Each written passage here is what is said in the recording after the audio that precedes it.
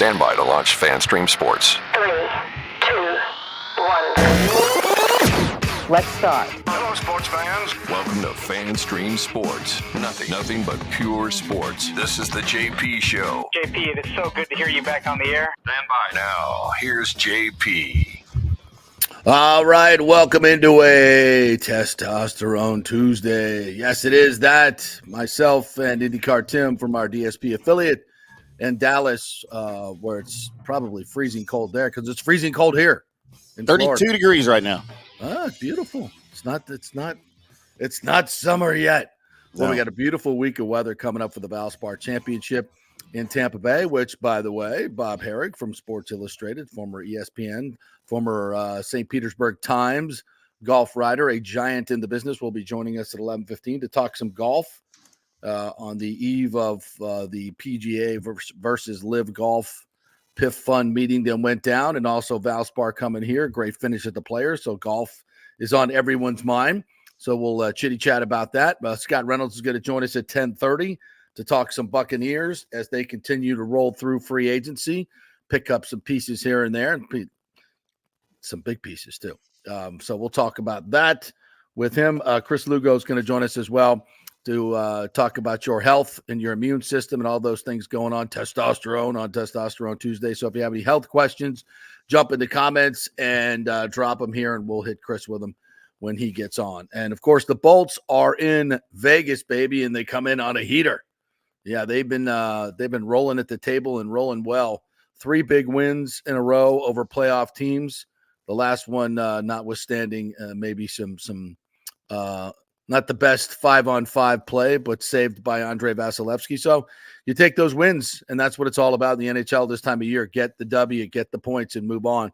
Greg Wyshynski, by the way, put out his playoff indicator percentages, and he has the Lightning at a 97% chance of making the playoffs. So That number's up considerably from like a week ago, huh? Yes, it is. That's what happens when you beat 3 playoff teams, right, in a row, and beat them, some of them decisively. So that's good. And I'm, it's a time of year. I'm like, oh, what am I doing tonight? We're going to take in a little movie. Going to go see the new Dune film. Have you seen that yet? No, I didn't see the first. I saw the one from the 80s, but haven't seen any of them. My kids are all into it, but I haven't seen any of them. Yeah, well, I'll take my stepson to this one tonight. So I'll have a full review tomorrow. The trailer looks freaking unbelievable, but it's 2 hours and 26 minutes. So I'm going to have to tie him down with rope for 2 hours and 26 minutes. Some of these movies are getting so long. Like, what are we doing? But if they're good, they're good. Intermission. They used to do that and put intermissions in the middle of them, right?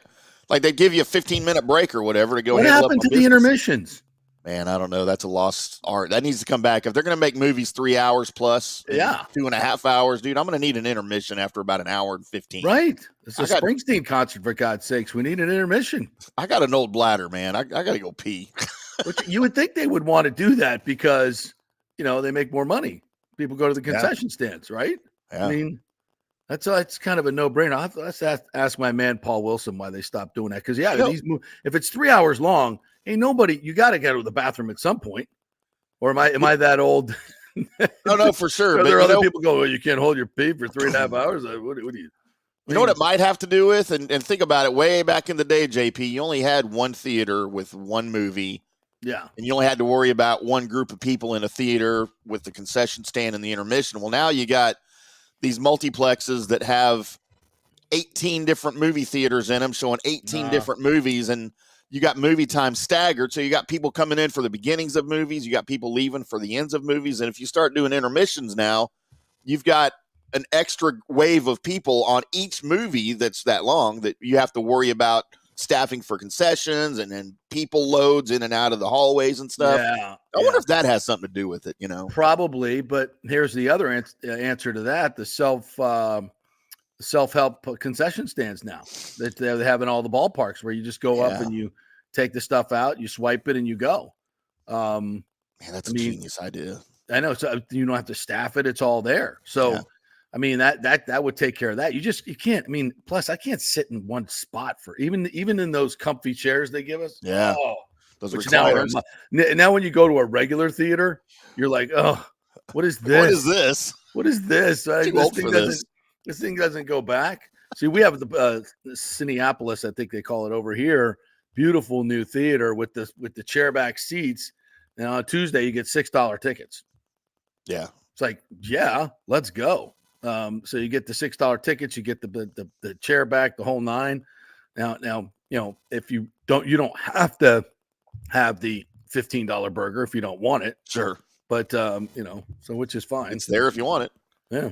You know, that's interesting on those self-checkout things you talk about. You know, those are kind of becoming the craze at some of even the smaller ballparks.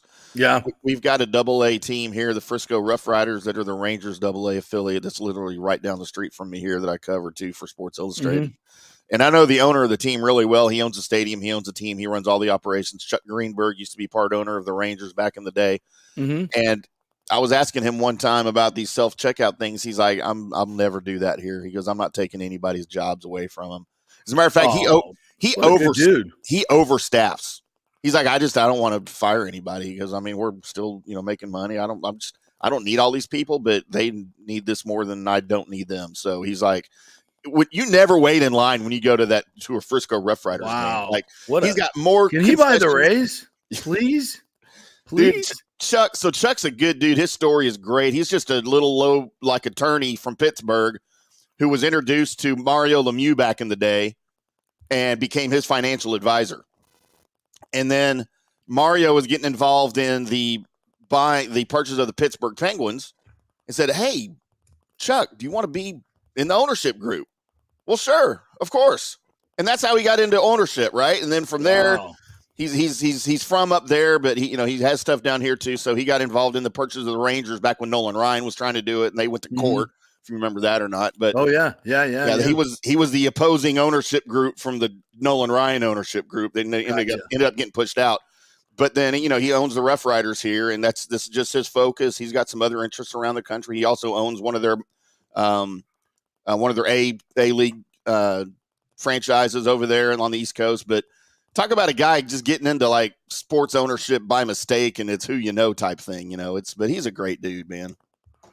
It's interesting. We'll divest here a little bit. Don't worry, we're going to get to the Bucks and the Rays and everything here in just a second.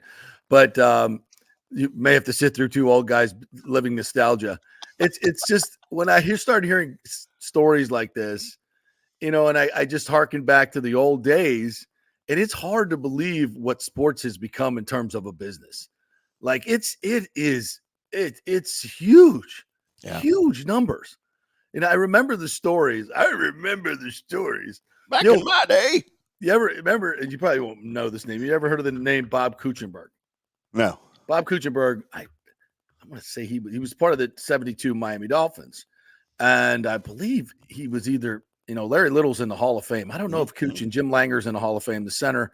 I don't know if Cooch made it to the Hall of Fame. But I remember him sitting down in my living room trying to sell insurance to my parents. Like, can you imagine Mike Evans coming over to the house? Hey, I'm gotta sell some Amway here. You buy a vacuum cleaner? These guys were going door to door selling insurance in the off season. They all had summer jobs, man. All of them. Can you imagine? I mean, I guess it was a long time ago, but just their story. Don Shula told me this story. That on some Fridays during the perfect season, by the way, Robbie would come to him and go, Coach, I'm not sure if I'm going to make payroll after the game.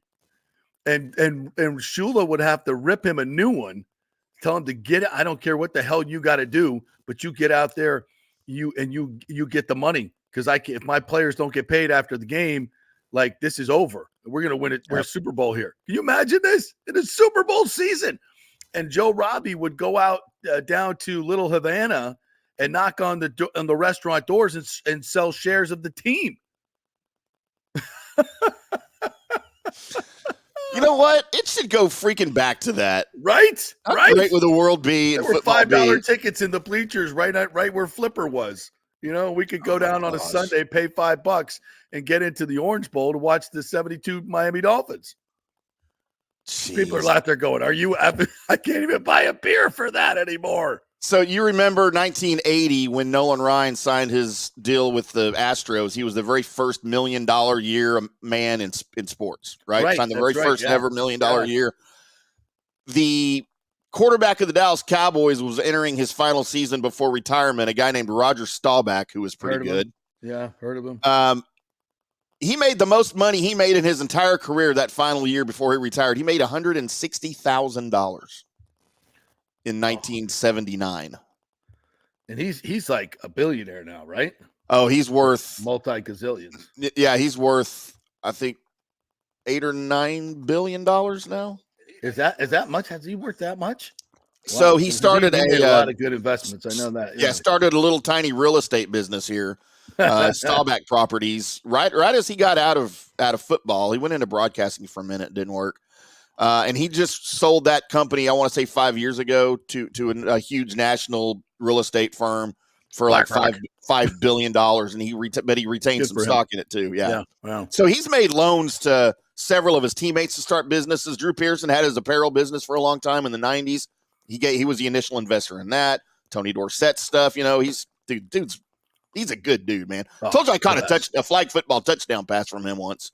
No, I did not know that. From Roger Staubach. Wow. Yeah, it was right after. I also felt the wrath of Roger Staubach because it was a charity celebrity game when I was in radio back in the 90s, right? You dropped one? Dude, I did. He hit me right in the hands, and it's a celebrity charity game, right? And I kind of jog over there. I'm jog over there, and I'm like, man, I'm sorry about that. He grabbed me by the shirt in the huddle. He goes, if I ever hit you in the hands again and you drop it, you're out of here. I will never throw to you again. And he wasn't kidding. 2 plays later, he hit me in the end zone, and I caught it. And he looked at me. He goes, that's what I thought. I'm like, you don't even know my favorite Cowboys quarterback's Danny White. Man, the old days were so good. Yeah, it just is, in sports. And I was having this conversation yesterday on Facebook. Somebody put up a post about, why I pay for youth sports, why I pay so much for youth sports.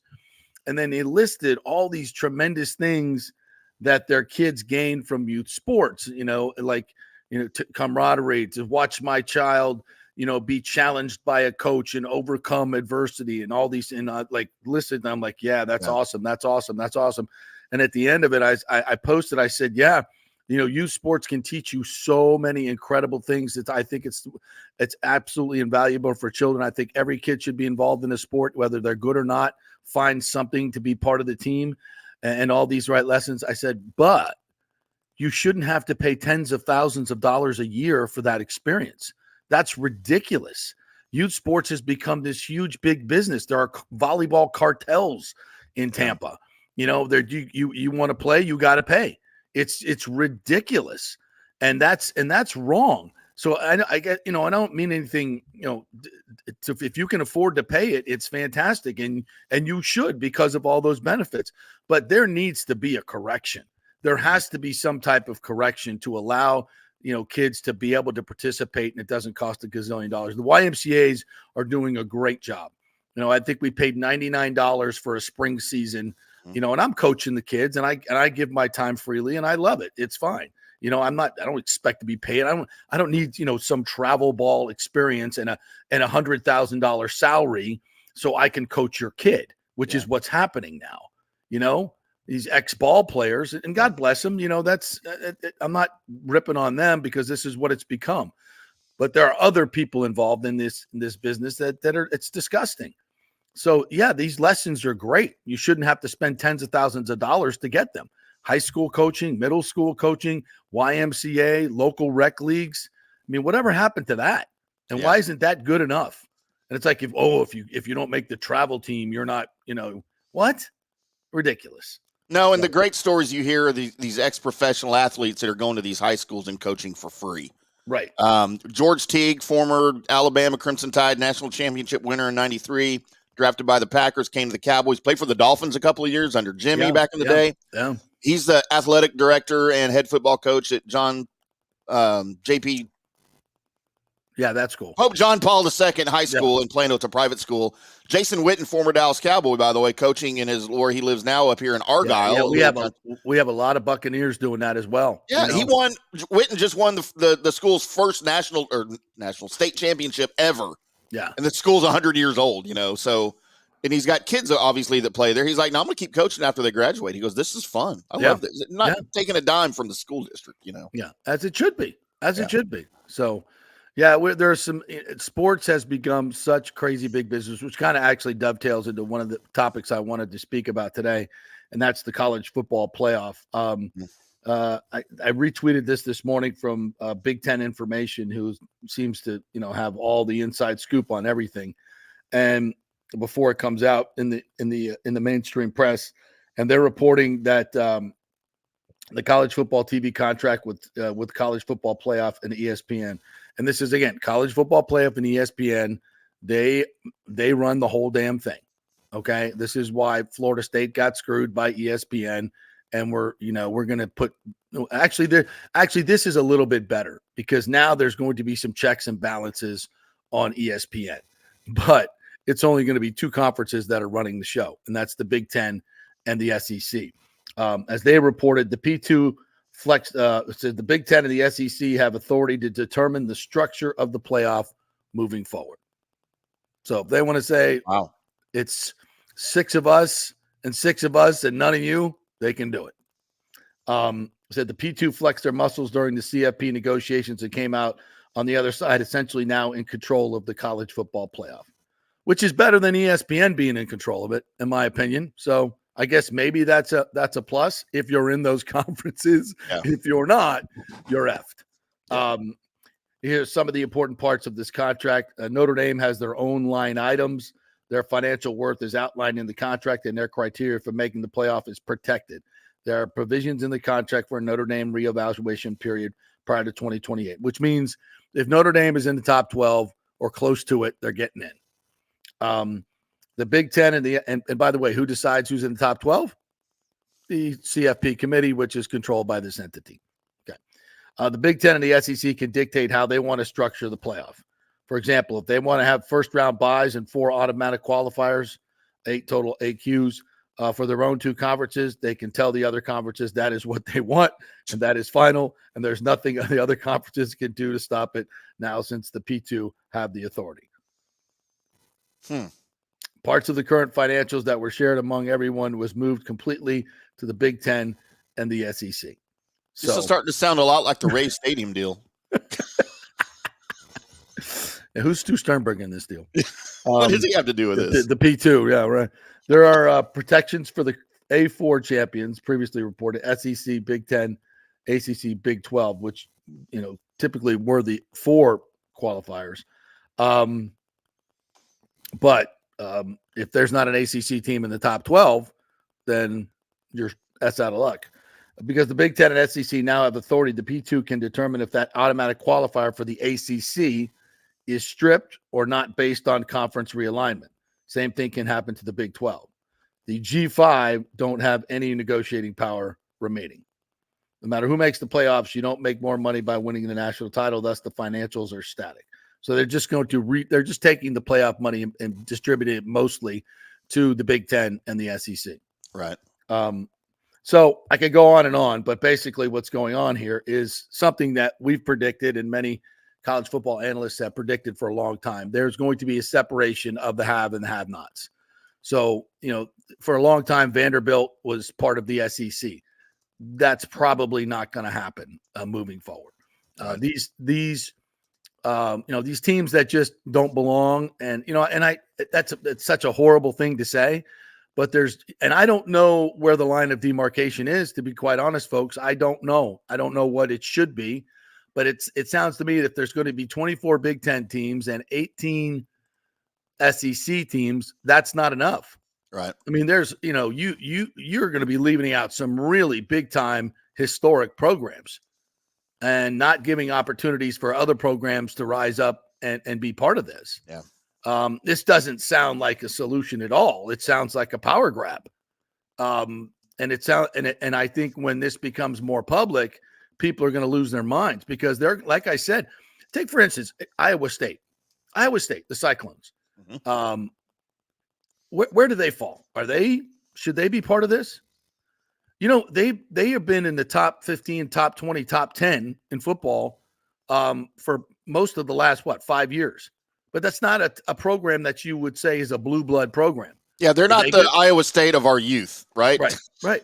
I mean, there's so many schools here that are really good and have long histories in college athletics that will be left out of this. Well, Right. and Florida State is a perfect example. Right now, they're not in either one of these conferences. Neither is Clemson. Neither is Miami. Neither is North Carolina. I mean, are you kidding me? Clemson and Florida State have won 3 of the last 10 national championships, if I'm not mistaken. Mhm. Correct? I mean, we're leaving them out. You want to go back to the 90s and start adding the national championships of Miami? I mean, it's crazy where this is all going. And I don't think it's good for the whole. I don't think it's good for the whole. But I think this kind of goes back to what we were talking about, how big money has invaded sports, and it's not necessarily a good thing. Look at what the PIF fund has done to the PGA Tour. We'll be talking about that later with Bob Harig. That's not positive for fans. Just the general influx of money to all sports, I don't think has been positive to fans. Look at the rise in the ticket prices. You can't go to baseball was meant to be, a $5, $10, inflation, what it is. Right. Back in the day was meant to be a $2 ticket. You go in there, you have a hot dog for another buck and a Coke for another buck. You're all in. Maybe you have a beer for $2 or $3. All in. You walk out with $10. Now, adjusted for inflation, what is that? 2025 now? That should be about where we're at, but it's not. I mean, most games at Tropicana Field, you can't get an outfield ticket for less than $60. That's insane for baseball. That is insane. Baseball's a daily game. I used to go to Texas Rangers games as a teenager for $5 bleacher seats in the outfield in the mid '80s. Yeah, Can't do that now. I mean, what is that? Now $10, $12? I don't know. I mean, it's silly. It's really silly, and it's pricing out the regular dude. And as I've said, you look at the erosion of TV ratings in professional sports, and it's equivalent of $14 in today's money. $14. Yeah, I mean, and I'll say this: most baseball teams offer some type of $10 ticket, and that's where it needs to be. Yeah. But there are a lot of times, especially with the Rays, where there'll be a limited number of those. They'll sell $1,000 $10 tickets a game, and standing room only, whatever, fine. But for the most, I want to go to a game. I want to get a seat. I should be able to do that for, $15, $20, $14. Right. Most days you can't do that. Can't do that. So I just, big and money. The concessions are no different, right? I mean, you look at what Arthur Smith has done in Atlanta, right? Didn't he reduce the price of all the concessions? And he made it so that if you go to Chick-fil-A, on Peachtree, the gazillion peach trees, it's the same price as if you do at the Mercedes-Benz Stadium. I mean, that's groundbreaking. That's groundbreaking stuff. And it's, I think it's certainly appreciated by the fans. And it's almost like sticker shock. You're like, wow, my chicken tendies are not $20 today. Yeah. Wow.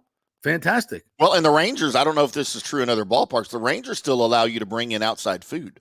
Like even in their new stadium, a few years ago when my kids were little and I had 6 of them here at home, me and the wife and the kids would want to go to a Ranger game. I could get fairly cheap tickets, through the team, where, I spent $100 for 8 of us to go to the game and tickets, but we were allowed to bring in a cooler. We'd make 20 hot dogs at home, right? And just wrap them up in foil, take them in a cooler. You go. And they still let you do that. Now the size of the cooler, there's restrictions on that, obviously, but they still, I don't know if other parks allow you to do that, but man, that makes a ton of difference for a large family. The Rays used to, but I don't think they do anymore. But I'll have to double check that. I don't think they do anymore. No, it makes a huge difference, a huge difference. So yeah, I wish it were different, but the genie's out of the bottle, so it's not ever coming back. But I guess it could come back because if people don't show up, you got to adjust to the marketplace. Yeah. Which, all right, brings me to another quick point here I wanted to make in the early part of this show. I had a couple of people reach out to me, 247 Rays and some others, and ask me about getting Ken Hagan back on the show vis-a-vis this, there's starting to be a groundswell of political and public pressure on the city council and the county commission to vote against this raise deal, this horrific raise deal that is on the table, that they've done everything they possibly can to keep it out of the public eye. I'm talking about the mayor and the team behind the governmental team behind the negotiations with the raise. They've met in secret with all of the city councilmen and the county people just to, ostensively, because they don't want it all out of the bag before it's all done, which is BS. They don't want, they just want to keep everything under wraps until they can put it in front of the public and get a quick vote and shove it through before anybody really knows what's going on. There's a lot of people complicit in the media that are part of this. They do not want to tell the whole story of what this is. And I think that's a shame. That's just shameful. Put it out there, because whenever there's any public comment on this, I think the Times, not within their stories that they actually write, but some of the stories that they write have included some of the numbers, but not the numbers you see on nohomerun.com that we've talked about. I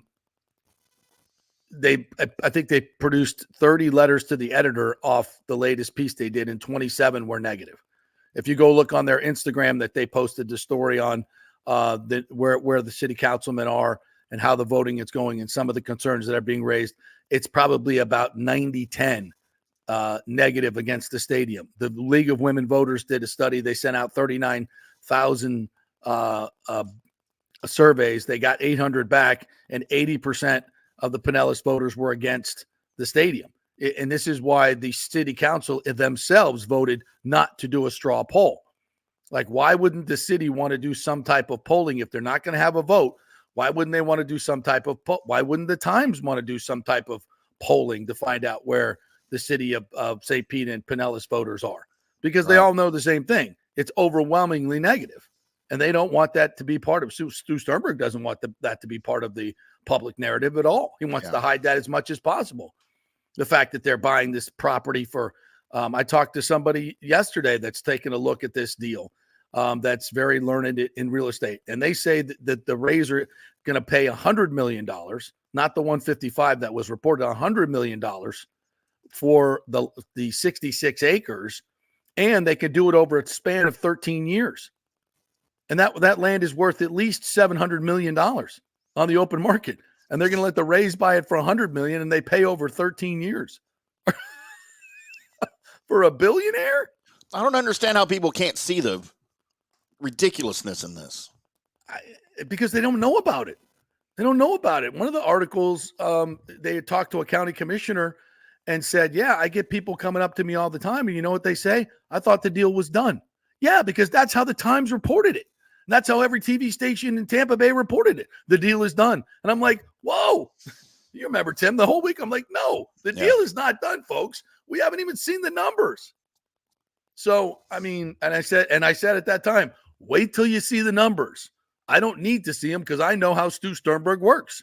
And for him to change his mind that St. Pete is not a major league city and all the crap that he said about St. Pete to finally change his mind, trust me, a lot of that money's going into his back pocket. And woe and behold, when we finally see the numbers, it's $2.4 billion in public tax money. And he's getting a sweetheart deal on the land. Hey, he does have to pay $1 million a year to the county, though.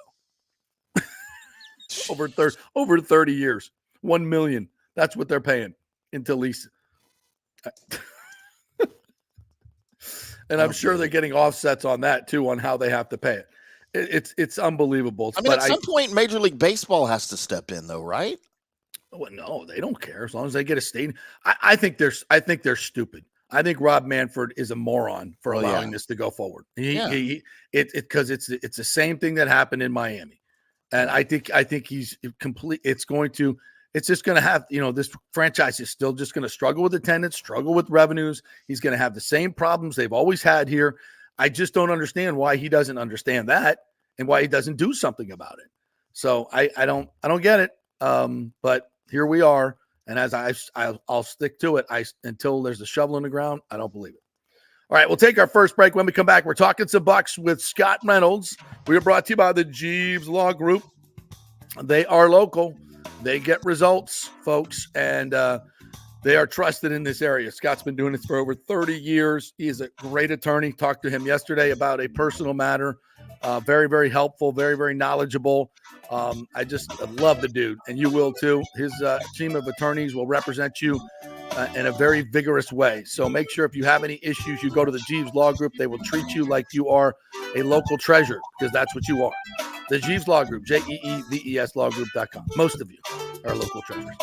Some of you aren't. I'm a treasure, just not local. Back in 3. Stay with us.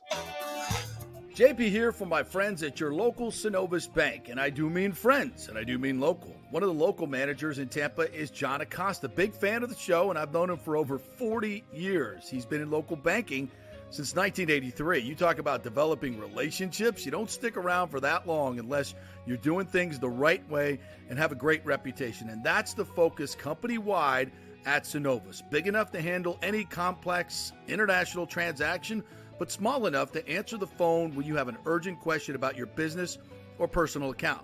And for personal accounts, they have a very easy app that works great. You can do everything online. And for large or small businesses, you will get that personal touch and services to help build your business, taking your dreams and aspirations from the whiteboard to reality. We can make that happen. Let us show you how. For a get-acquainted meeting to open a business or personal account, just call John or go to synovus.com to find out where your local branch is. Everyone knows Italiano Insurance is your go-to for home insurance, but they also have an amazing team that focuses on business insurance. Yes, your business is most likely your biggest asset, so make sure you have the right coverage at the most competitive price. And if you started a side hustle recently, don't forget you need business insurance, because if you get sued in this over-litigious society we live in, you could lose all your personal wealth. So get that business insurance. And for the best customer service, always choose Italiano. My representative, Charity, is amazing. I called her late on a Friday because my insurance was going to lapse. She stayed late until the job was done. You just don't find that anymore. Give them a call, 813-877-7799. That's 813-877-7799. Italiano Insurance. JP here for the Geddes Gordon Real Estate Group and our good friend Jane Geddes. Folks, simply put, there is nobody like Jane. Jane is a former LPGA two-time major championship winner. She was also vice president of talent relations at WWE. She also has a law degree from Stetson. So if Jane can drain a 10-footer to win the U.S. Open and stare down Hulk Hogan in the boardroom, you want Jane on your real estate team to not only negotiate the best deal, but find you the perfect home or investment property. And when you work with the Geddes Gordon Group, you become part of the real estate family and get concierge services that include expertly staging, marketing, and preparing your home for sale. Advice on golf properties. Hey, you might even get some golf tips. Many of their clients become friends long after the sale or purchase is completed. It's all part of the deal. So if you're looking for that perfect home or investment property or trying to get top dollar for your home, go with Jane Geddes and the Geddes Gordon Group, because there's nobody like Jane. Call 813-485-6808 or go to geddesgordon.kw.com. That's GEDDES Gordon.kw.com. or call 813-485-6808. Let's go. Right now, back to the show on FanStream Sports. All right, welcome back to the JP Peterson Show. We want to welcome in, or welcome back, I should say, one of our great sponsors, Extravaganza Productions, Paul Thomason, and the crew over there doing a great job. If you have a party coming up, a charity event, or anything like that, you need some production, some audio-visual productions, Extravaganza Productions are the gold standard in Tampa Bay. They do all the big events and the small events. Just head on over there to their website, extravaganzaproductions.com. Tell them JP sent you. They'll do a free meeting with you to plan your event. You don't even have to commit, and it's all free. And they'll give you a tour of the warehouse where they have all the really cool props. Super fun. It's Extravaganza Productions. Go see the folks over there and have a chat with them. They'd love to meet up with you and tell them JP sent you. Get that free evaluation of your meeting. All right, Scott Reynolds from the Pewter Report. Hair looking good. You're looking good. Thank you. The Bucks are looking good. You know, I really enjoyed the Baker Mayfield press conference last week. Just see all the people. Get a one-on-one with Bake, get some FaceTime. Yeah. And I'm just telling you, man, it's such a good vibe over there. We've been around for the bad vibe times. Yes. You know, we've been to press conferences where you walk away going, what the hell was that? Right. But man, it sure feels like, as I've been using this metaphor, everybody's aboard the pirate ship. The sails are in full sail. They're going downwind, and it's all good. Ahoy, feels matey. that way. Yeah. Ahoy, It certainly is. One thing that's not feeling good, and just I'm not a native Floridian, but I've lived in the state for 29 years, which is more than half of my life. Yes. So I feel like I can represent the state of Florida, and just want to apologize to all the spring breakers. Right now, it's 57 degrees in March, and this should not be happening to you. You should be coming here to get the warmth. And for some of you, it is warm. For some of you, walking around in shorts and tank tops in 57 degrees, it's warmer for you. And for you guys, I get it, but it's getting up to 65 and sunny, bro. It's perfect day. For us long sleeve Floridians with this massive cold front from the Arctic North that has hit us in mid-March, just want to apologize that we've ruined your spring break so far. Hey, I did spring break in 1984 in Fort Lauderdale, and it was 50 degrees the entire week. Well, I'm sorry for that too. I wasn't down here for that. Oh, it wasn't my fault. You had a terrible time, Timmy, didn't you? Yeah, it was horrible. At the I was introduced to Lowenbrow. Remember Lowenbrow? Oh, remember Lowenbrow? Yeah. Yeah. See, it's interesting. Quality brew. In 1984, I took a 9-month vacation from my college experience to work in Fort Lauderdale during spring break and season. Nice. For a friend of mine, managing their valet deal all over Fort Lauderdale and all the bars. So I would be going from bar to bar, working. God, so I, pouring the water, for the wet T-shirt contest. And these are things that you just had to do. It was part of your job. It's brutal. So you probably watched me perform on stage. Probably did. At the Button or the Elbow Room. Yeah. Some of my finest work I might add. I knew you looked familiar.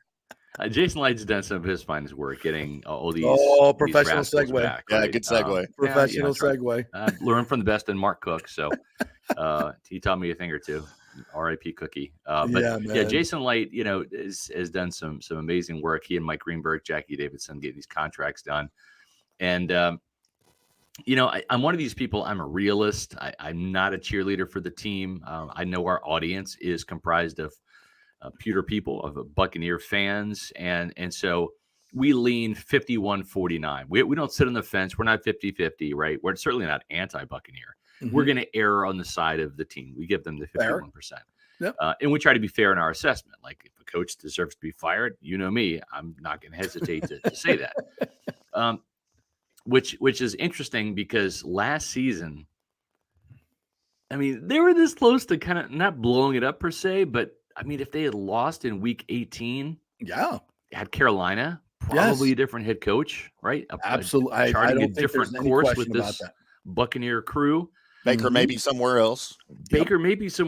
Yeah. And so it's amazing. And honestly, guys, this is why we love football so much. And I mean, no disrespect to March Madness or college basketball, certainly not to the NHL. I could give two craps about baseball, just being honest. But when you've got 17 games, every single one of them matters, right? Like in the NHL or the NBA that have, these, especially, let's just say Major League Baseball, right? You can lose 10 games in a row in a season or win 10 games in a row in a season. And it could be like inconsequential at the end of the day. I mean, really. In the NFL, you win 10 games in a row, you're probably punched your ticket already for the postseason, right? Yeah. So you're a Super Bowl favorite. Exactly. And so that's what is so great about football, college and pro, is it's once a week. You have one game. And those one games are important. That one game in week 18 mattered. That 9-0 win, it got the Buccaneers their third NFC South championship. It played a big role in saving Todd Bowles' job. Remember when the Panthers had the touchdown called back? Yeah, remember the three dropped interceptions by the Panthers in the first quarter? Okay, so we love this sport. How close is this ship to sinking? I know. No, it's all true. But having said that, okay, why was this team that was so close to the brink of having their ship sunk? We'll stick with the pirate team here, and going in a different direction, so quick to bring all these guys back? Yeah. It's because football is a game of momentum, and it kind of drives the analytics geeks crazy because you can't measure momentum. Mm-hmm. But as quickly as someone can point out the 4-7 start, you can point out where they won 5 out of their last 6, and then you include that postseason win and the postseason loss, and they're 6-2 down the stretch. That's some serious momentum, and I think that's why Jason Light, Todd Bowles, and the Glaziers, they wanted to keep this team together because this team was finally getting the chemistry, finally figuring it out, finally getting healthy at key positions, right? Yep. And it wasn't like the Eagles were a juggernaut coming in here. I mean, they were, their wings were clipped and they were falling out of the sky. But it wasn't like Tampa Bay just snuck past them 17-14. No. They kicked the Eagles' ass. Yeah. I mean, stomped them. Mm-hmm. And so that kind of convincing win, and then you take didn't play the best game against the Lions, and it was kind of like the Lions team. The Lions were the team last year. They kind of, I don't want to say came out of nowhere, but really elevated. And you go into the fourth quarter tied with them at their place. Yeah, I mean, you bring these guys back. You buy into the momentum. Maybe it's fool's gold. Maybe it's reality. Maybe this team with Liam Cohen, and you heard Liam talk very highly of Baker and vice versa, they can pick up where they left off a little bit. You do have to blow it up and start all over again and build the team chemistry and build it all the way up from the bottom. Each training camp, every team has to do that. The Chiefs have to do it this year as well. But you like where this team is at from the continuity standpoint. And that's a big time credit to Jason Light for keeping the continuity here in Tampa Bay. Yeah, and I remember, I read the John Romano column, and it's like, why are we doing backflips over a 9-8 team? Okay, I get that, but it's interesting you mentioned the Lions, because I'm not, the team that went to the NFC Championship and almost made it to the Super Bowl. Right. What did they do the year before? They won 9 games, and they missed the playoffs by that much. And I believe they were by 1 game. And I believe they were 6-2 down the stretch. Yeah, I believe they were 6-2 down the stretch. They beat Jacksonville. I'm looking at it right now. They beat Jacksonville 40-14. They beat Minnesota, a 10-3 Minnesota team, 34-23. They beat the Jets, but that doesn't really count. They did lose to Carolina. They beat Chicago 41-10. And they beat Green Bay 20-16. So they were showing, and that was oh my God, the Lions are awful. But no, they weren't. No, they weren't down the stretch. And then what did they do? They built on that. Right. They didn't blow up the team. Exactly. They brought people back, and they continue to build. Correct. And now look where they are. So you can say, okay, the team was 9-8, blah blah. Right. But of course, they did win a playoff game. Yeah. And they played well towards the end of the season. Yeah. And think about this: with a new quarterback, with a new play caller, with a lot of new stuff, they finally put it together at the end. Hell, look at the 2020 Buccaneers. Yeah. They were 7-5. You want to pay it. You don't want to pay attention to the 9-8. You want to pay attention to the last half of the season. Exactly. What did they develop into? Where did they go? And I'll give Todd Bowles some credit. The year before, you went Dallas to Dallas. It was bad. The beginning was great. The end was that team got worse. Last year, the team got markedly better at the end of the season, and he deserves credit for that. Even when this team was 4-7, nobody mentioned Tom Brady's name. Like nobody mentioned Tom Brady's name. Like, oh gosh, if they had Brady, this or that. Like nobody really did, right? I mean, Brady was an afterthought. Baker Mayfield was the perfect quarterback to come in and shrug off the pressure of following the GOAT. I mean, there's not a lot of quarterbacks that could have done that from just a mental toughness standpoint. And this guy was just hey, I love Tom Brady. He ain't here anymore. I'm the captain now. I mean, and it wasn't like any disrespect. It just was like the facts. It was the truth. It's like, he's not here. Somebody's got to take this job. I'll take it. Yeah. I want to start. Right. Yeah.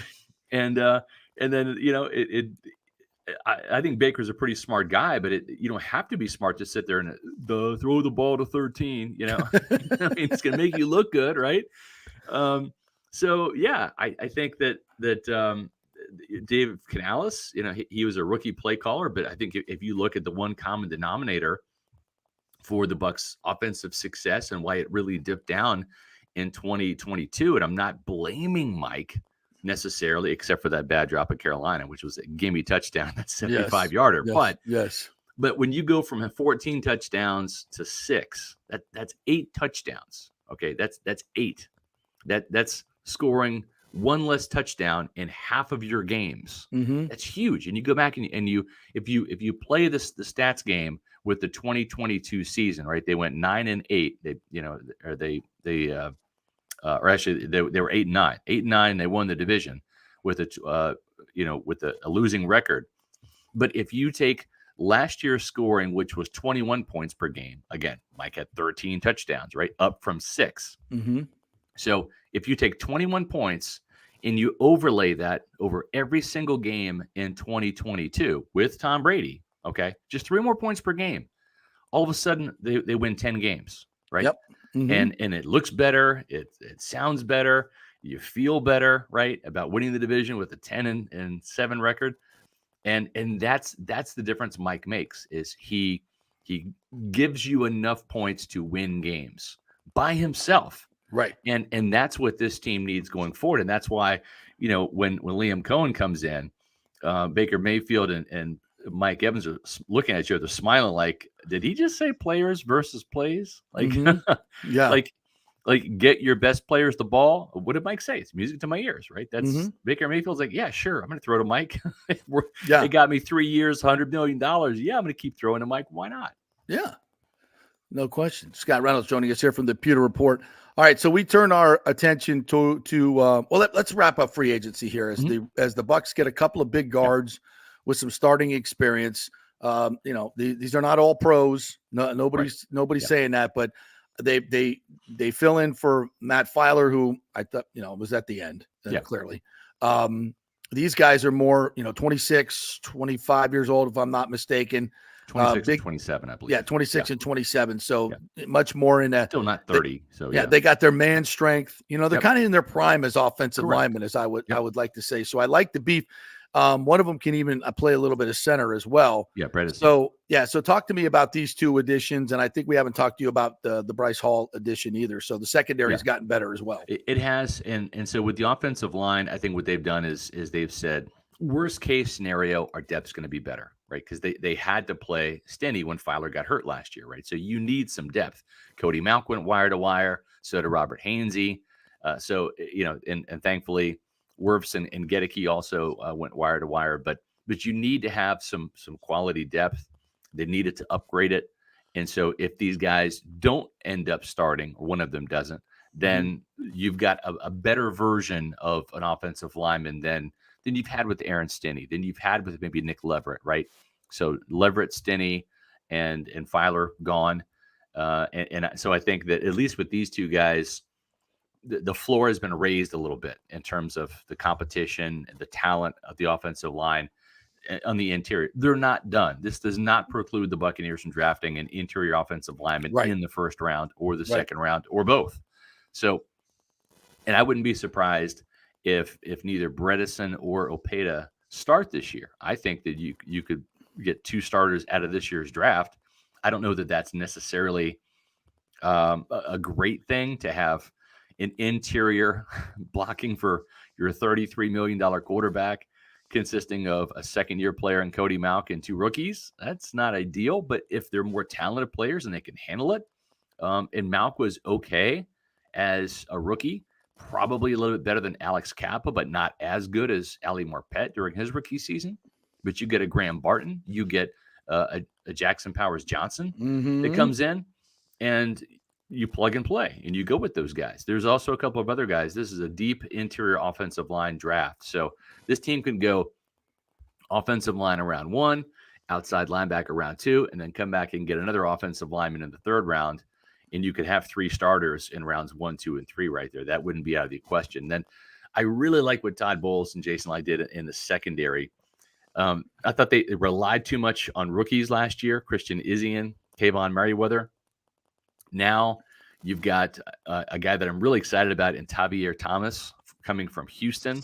This guy's a baller, man. He's good in run support, which you have to be. Rondé Barber will tell you, playing in the slot as a nickel. Oh, yeah. You are a linebacker, okay? In a 4-3 defense, like Rondé, they took the Sam linebacker off the field and they put the extra DB on the field. Well, the extra DB wasn't Rondé. He was on the field. He's moved from outside corner to inside corner as that 3rd linebacker, essentially. So you got to be able to tackle. Tavier Thomas can do that. He can take the ball away. He's good in coverage.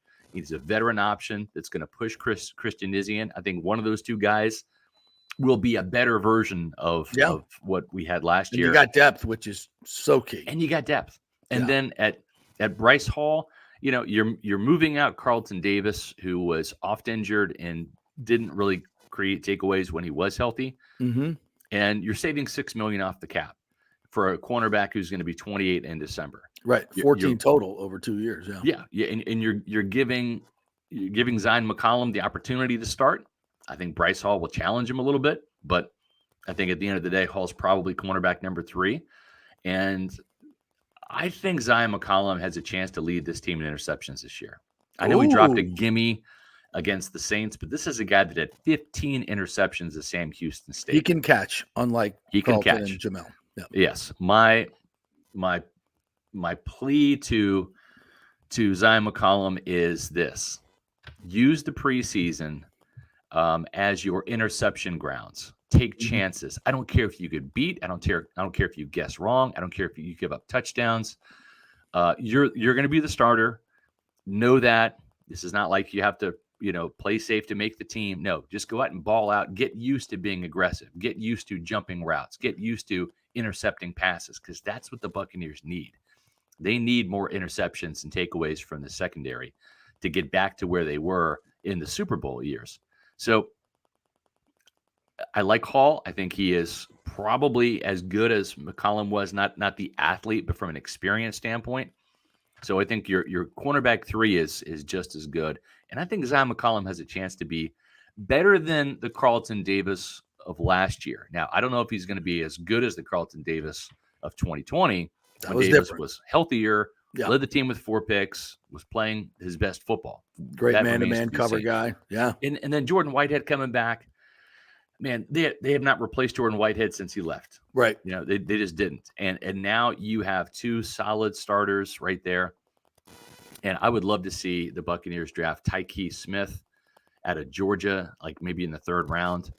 I think this guy, he can play nickel. He can play strong safety. He's a ball hawk. He's a leader.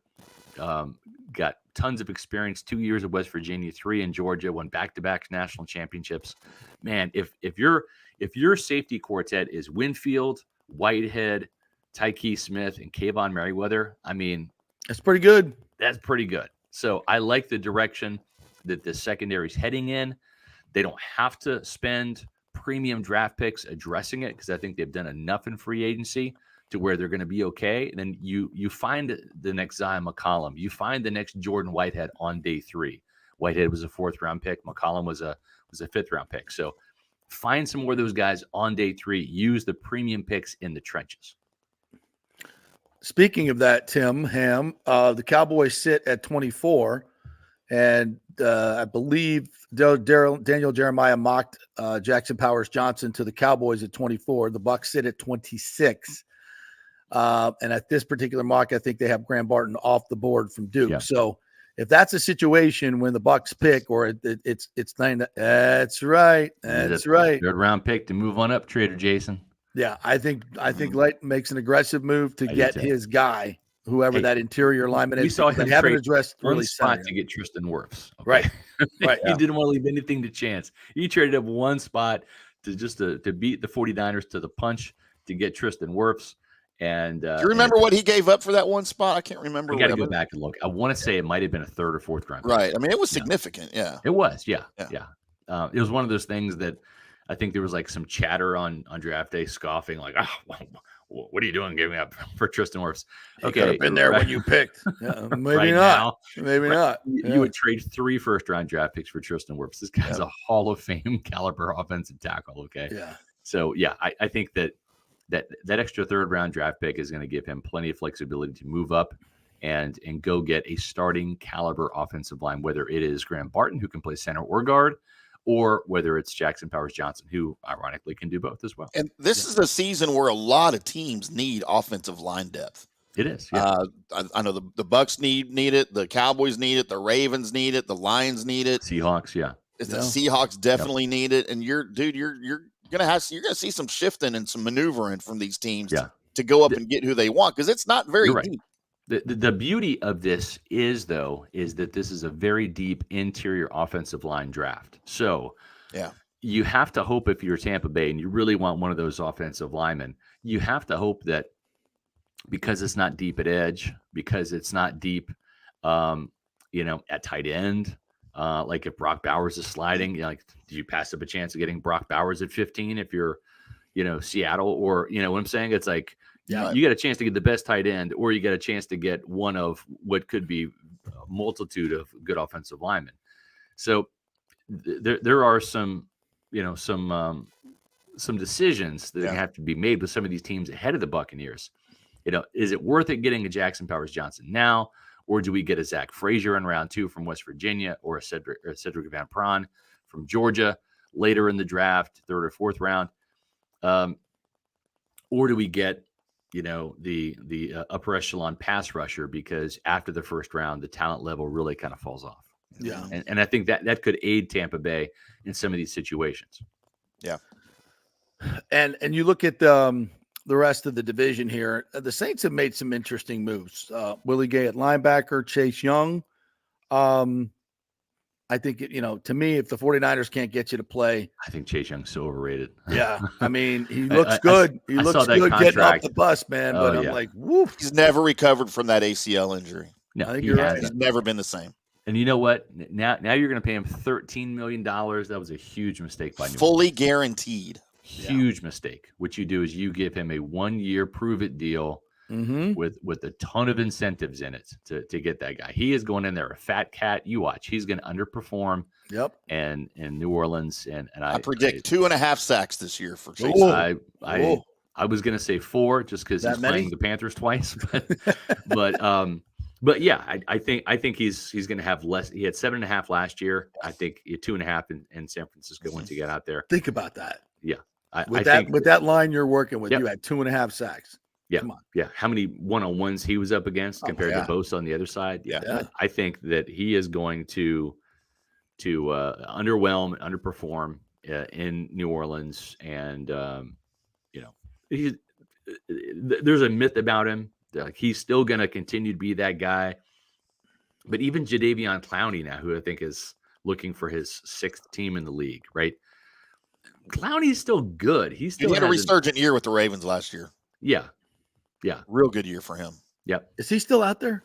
Yeah. Yeah, he is. Yeah. What does he want? I wouldn't be opposed to that. He actually had a pretty good year last year in Baltimore. You got a little JPP vibe to him? I was kind of thinking that. Yeah. I wonder if that's a play that as the price tag goes down a little bit, because he'll be a guy that someone signs after the draft, right? Everybody's going to see what they get in the draft, and then you'll see guys like him come off the board. Yeah, you're right, Tim. Either right after the draft or right before the draft, right? Just to sit there and say, gosh, the way these mocks are going, I don't know if we're going to be able to get our pass rusher in the 1st round, and let's just go ahead and take care of that need now, right? Let's just go ahead and grab him, and then we don't have to worry about that. Come back to the field where you first made your presence known to the world. Versus Michigan, Outback. Remember that? Yeah. Oh yeah. Heck, who Man, does? I was on the field for that. I felt the vibration. I felt the vibration of that hit. Holy I was like, "Oh, what the F was one of that?" The hardest hits ever in Tampa. That might be up there with the Scott Brantley, Eric Hipple hit. Oh wow, legendary. Different field, but same vicinity. Yeah. Absolutely. Roy Williams on Chris Sims hit in the Cotton Bowl or the Texas OU game. I mean, oh yeah, that's a big one too. We'll do that one summer day. We'll do biggest hits we've ever seen. Yeah. So Jeremiah had Darius Robinson, the Missouri edge rusher, mocked to them at 26. What do you think? Intriguing guy, but man, I know you're not supposed to look at the 40-yard dash when it comes to edge rushers, but this is a long, lean guy. He really reminds me of a better version of Will Clark. I don't know if you remember Will Clark from back in the day with the Bucs. He had a cup of coffee in Tampa. He was a 2nd or 3rd round pick out of West Virginia. Played good for the first baseman too. Yeah, you're not speaking my language at all there, Tim. But he doesn't know what first base. Yeah, I know. Like in high school. Yeah, except for Paradise by the Dashboard Lights. Yeah, exactly. Little meatloaf there. Yeah, that first base. I'm with you, JP. I got you. Yeah. But yeah, I just don't see. I think he's kind of a tweener. Like, is he an edge? Is he a defensive tackle? I think he would profile to being a defensive tackle in Tampa Bay's 3-4. That's kind of like why they drafted Logan Hall in the second round to replace Will Golston. Yeah. And I think he's kind of that type of player. He's not an edge.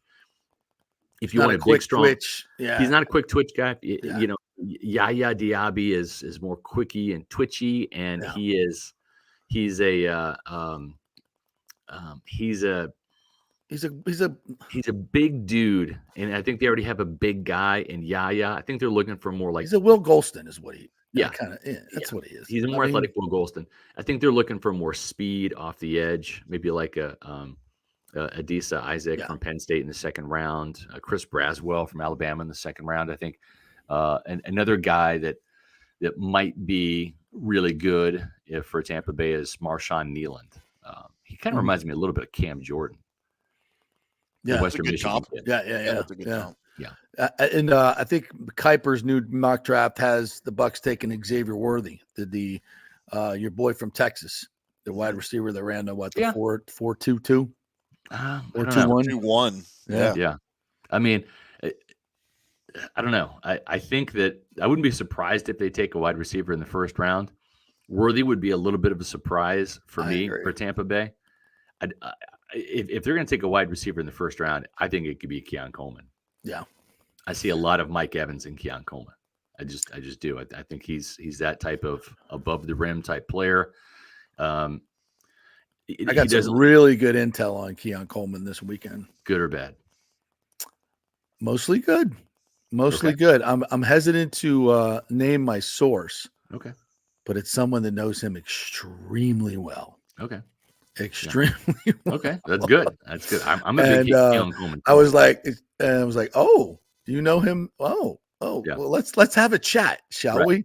Well, and one of the things I asked was like, because I've heard from my guys at FSU that watch practice and stuff, they used the dreaded S word when it came to Keon, soft. Yeah. And I was like, is this guy soft?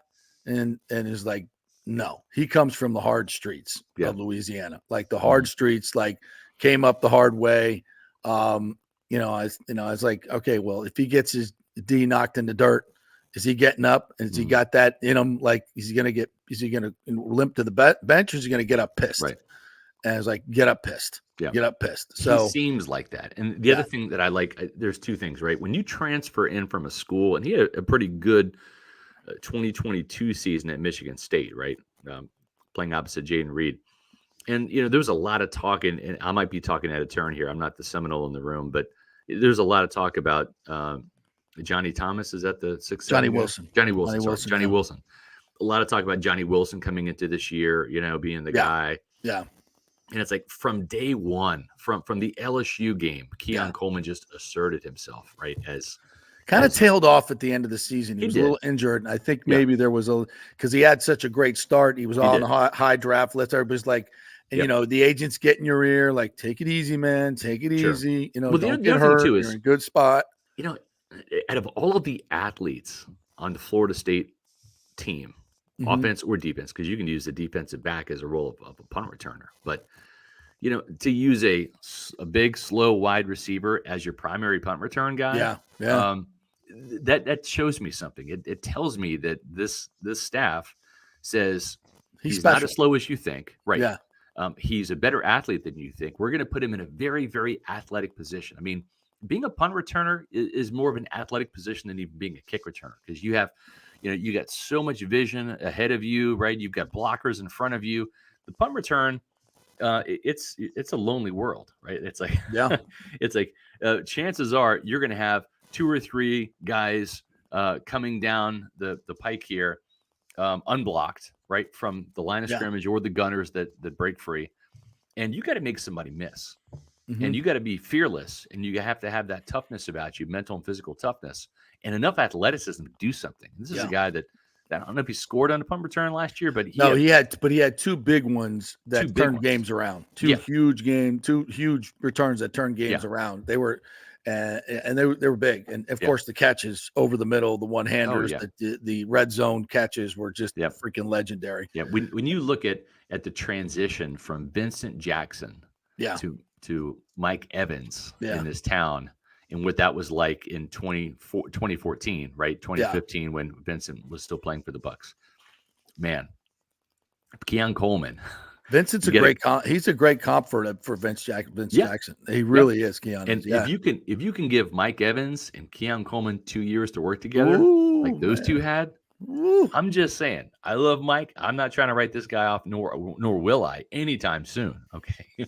But I mean, there will come a day when Mike Evans no longer has 1,000-yard seasons, right?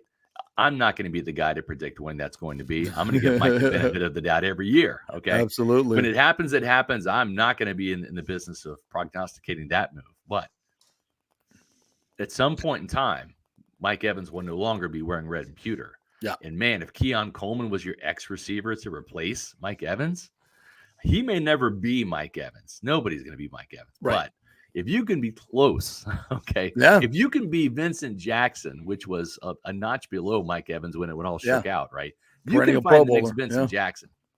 Boom. I mean, I'll take that in the first round. Yeah, absolutely. All right, Scotty, tell everybody how they can get your great content and what's coming up this week at Pewter Report. We have our new mock draft coming out tomorrow. Oh, stay tuned for pewterreport.com for that. So, and it won't be the edge rusher from Missouri. No, not going to be the edge rusher from Missouri. I'll tell you that. But we will have a mock draft tomorrow, and we've got a couple of live shows today at 4 o'clock on Pewter Report TV, our YouTube channel. Our Pewter Report podcast live every day at 4 o'clock, Monday through Thursday.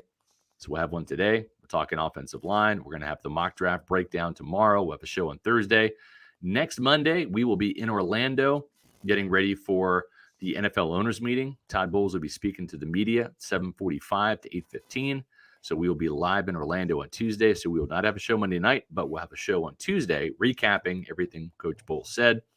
And that kicks off next week's programming on Pewter Report TV. It's our YouTube channel. Make sure you subscribe to that. Follow us on Facebook, Instagram, and Twitter, or otherwise known as X, at Pewter Report, and of course, pewterreport.com, the mothership. All right, Scotty, great stuff as always, my friend. I may see you over here in Orlando next week. Yeah. All right, the great Scotty Reynolds right there. We'll take a quick break. When we come back, Bob Harig, golf writer for Sports Illustrated, longtime at ESPN and the St. Pete Times. He's got the inside scoop on the Valspar Championship coming up, the PGA versus Live Golf, all that good stuff. The great finish at the Players coming your way. We're brought to you by Synovus Bank, the big bank with the local little bank feel, folks. Head on in there if you need a new business account, you need a new personal account, you're fed up with your other bank and all the shenanigans they're pulling, get on over to Synovus where they will treat you like the star that you are.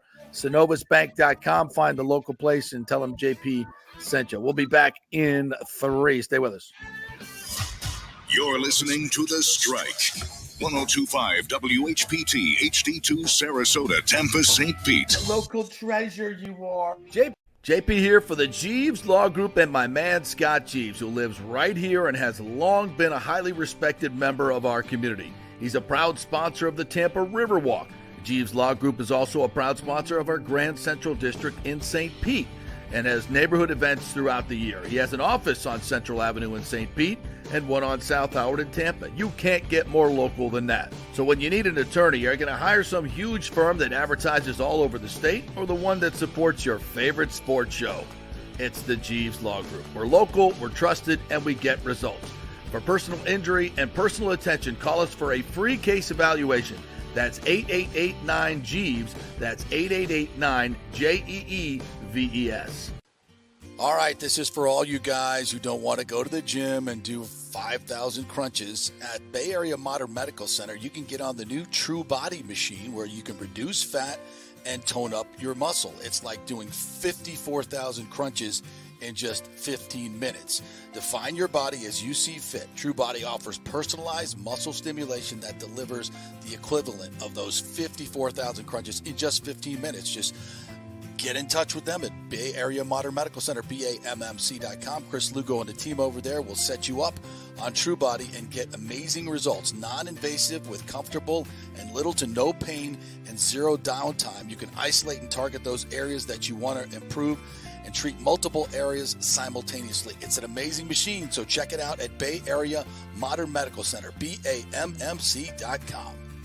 Did you know Steve Weintraub founded the Gold to Diamond Source over 40 years ago by selling gold-plated sand dollars? And to celebrate, the Gold to Diamond Source is selling gold sand dollar jewelry with the proceeds supporting Julie and Steve Weintraub's foundation, Hands Across the Bay.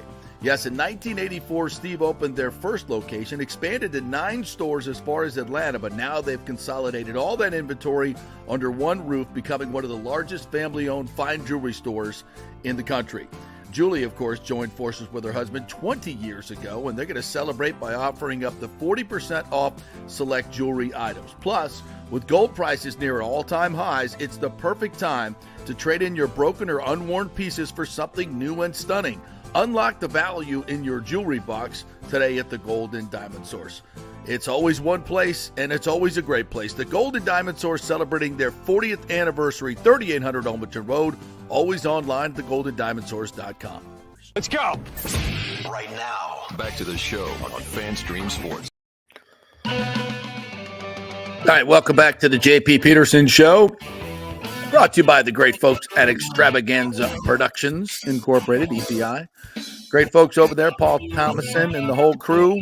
Dolly does a great job in sales. Whatever your event is, large or small, if you've got a big wedding coming up, or you have maybe a charity event and you want to make it super special with all kinds of cool props and a cool theme, maybe you just need some creative ideas. Extravaganza Production is there for you. They've done it all, right? They can say, maybe think about this. What about this? What about this? And maybe show you some of the cool props they have in their huge warehouse. Make it super, super special. Imagine somebody pulling up to your home and you got this big old prop in the front of your house to welcome them, or your event. It's the possibilities are endless. So have that free meeting with the great folks at Extravaganza Productions. Tell them JP sent you. Go to extravaganzaproductions.com and they will take care of your business. We'll tell you much more about them as we move on through the spring and summer months. It's the first day of spring, by the way, Tim Hamm. I'll say hello to you, IndyCar Tim, and our Dallas affiliate. Sure was cold for the first day of spring. I love it. I walked outside in that fresh, brisk air. It's man. It's not going to be long, man. I know. We're going to be in the freaking sweltering heat. So, We'll have another 45 days of 105 plus here in Dallas, I'm sure. So Lonnie, let's get to some of the comments here. Lonnie Wilkins asked me today, did you see the quotes from Stu cutting back financially next year? Yeah, because he's so uncomfortable. I believe that, what is it, the new quote? Wait a minute. I think James had it up here earlier. Where is it? Where are you, James? Stu wanted to where the heck is it? I can't even find it. Maybe it was yesterday. But anyway, Stu basically saying that expect losses this year, substantial losses this year, and they may have to make it up next year. It's such a freaking joke.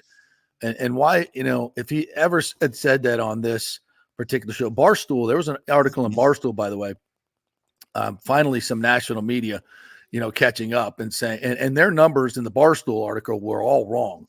In terms of, they were way low, and I'm sure they were trying to. You don't need to go high to make him look like a jackass, to say that you're uncomfortable, or you're going to take significant losses. I mean, like, who's believing that crap? And let's reiterate that he's got reportedly $400 million upfront in the regional television deal, averaging $85 million a year, folks. In regional, that's local TV money. And then your $60 to $70 million in central fund that everybody gets from national TV and MLB.com and all those things that goes to all teams. Then the revenue sharing, which is estimated at 30 to 40 million. This guy's doing, $200 million in revenue before he sells a single ticket. And he's uncomfortable with a $90 million payroll. And this article in the Times is like, oh, they're spending. So they're going way out of their league. Well, that's because they're cheap to begin with. Because you're spending $10 million more than you normally spend does not make you spending adequately to what everybody else is doing. Yes, they finally pointed out that it's a little over half the average, and 100 million probably short of not 100 million short of where it should be, probably 70 million short, 80 million short of where it just to get to the average. Come on now, it's a joke, and for him to say that he's uncomfortable is finally somebody in the national media called him on it. That's good. Yep. TJC 22 said, I think we get to blow it up or we're going to win the Super Bowl. Yeah, absolutely. With the ebbs and flows of the season, politics has entered sports these days. You got to be on one side or the other. It's so true, right? It's like you're teetering on blow the whole thing up. Like the idea that you could like, oh, we finished the season strong. Let's build on that. Like you can't do that anymore. Yes, you can. If you're a smart franchise, that's what you do. I like Dave, but if Baker was even 10% less efficient than he was on third down this year, you're looking at a completely different season. Yeah, no, but he wasn't. No, but and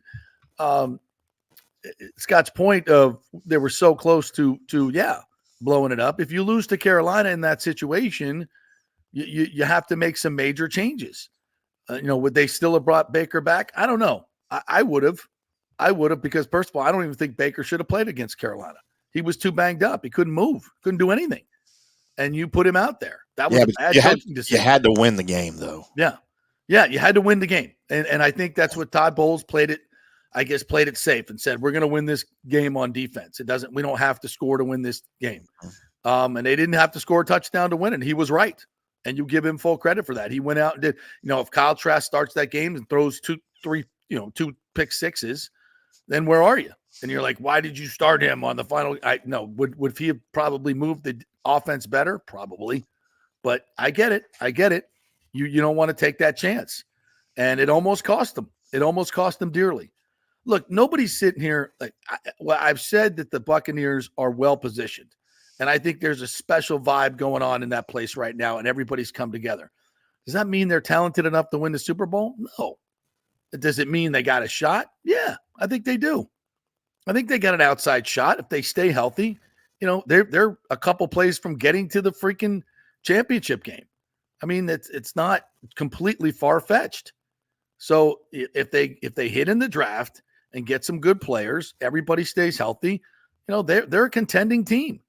Whether, the 49ers, continue to ascend, I don't think they will because they're starting to lose pieces and important pieces to their team. And that's going to happen because of the salary cap. And, are the Eagles still good? Are they better? I don't know. They've totally imploded. Do they have a talented roster? Hell yeah.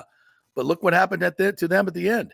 Are the Cowboys on the brink of something? I don't know. Their freaking offensive line's gotten worse. I don't think they're getting better. I think they're getting worse.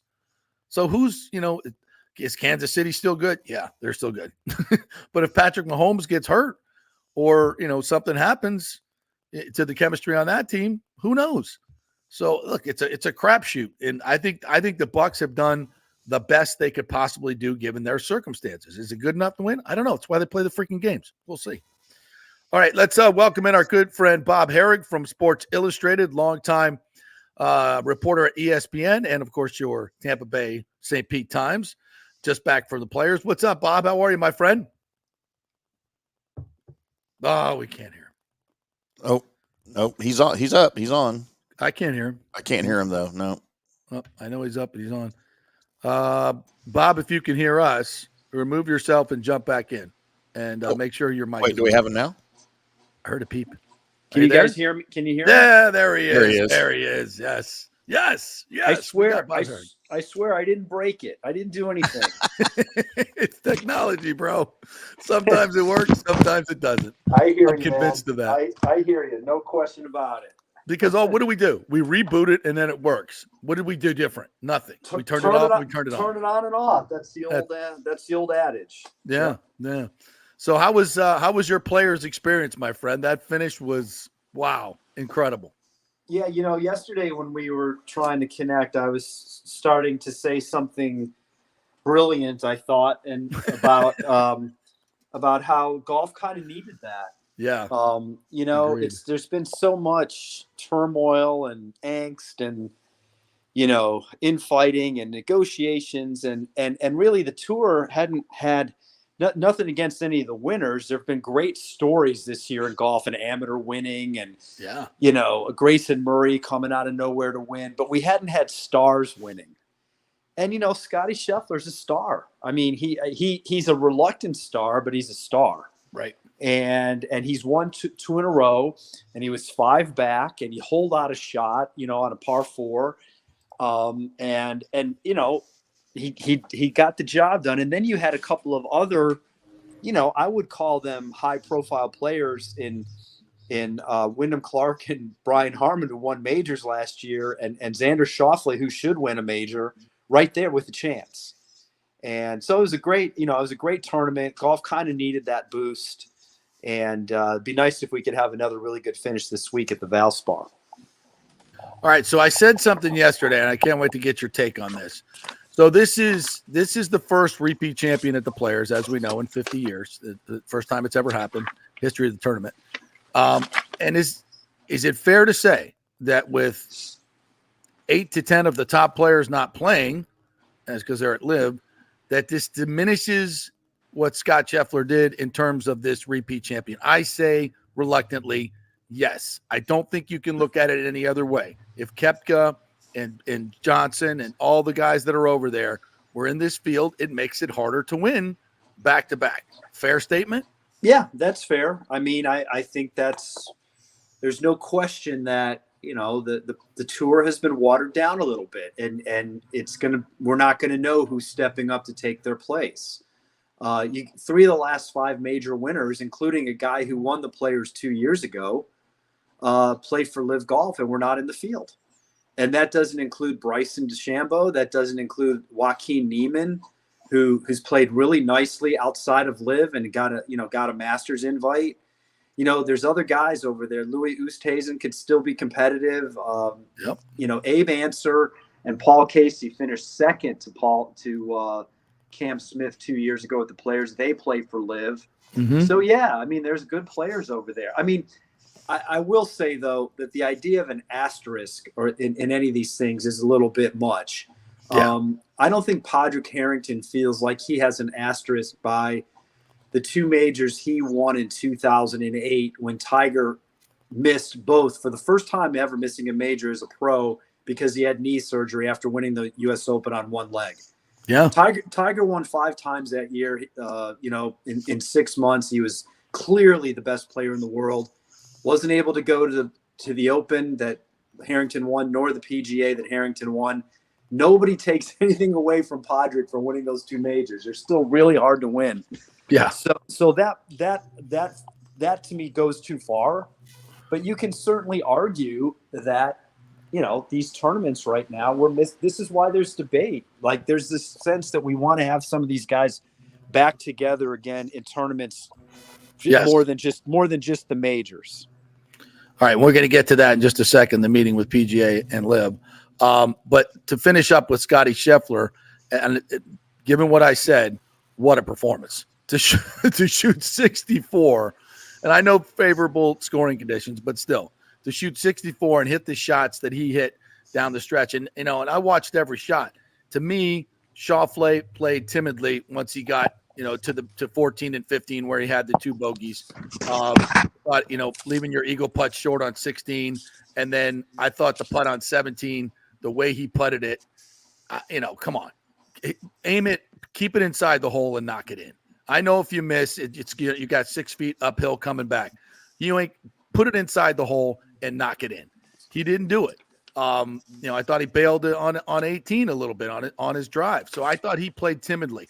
I thought at spots Wyndham Clark did as well until he came to 17. When they both came to 17, they took dead aim at the pin and hit phenomenal shots, right?